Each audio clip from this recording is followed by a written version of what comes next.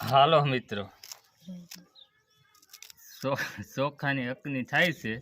ટમેટા, કોથમરી બધું વાતરવાનું ચાલુ છે.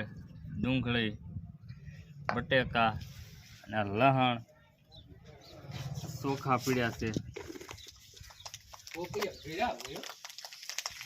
અને આમ જો રાઈ પણ આ ગરમ થવા મળી, ફૂટવા મળી છે. હવે આ લીમડો કોથમી નાખી દીધી છે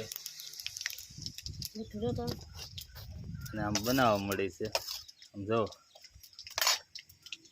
અકની કરશે એક નંબર, એમાં કઈ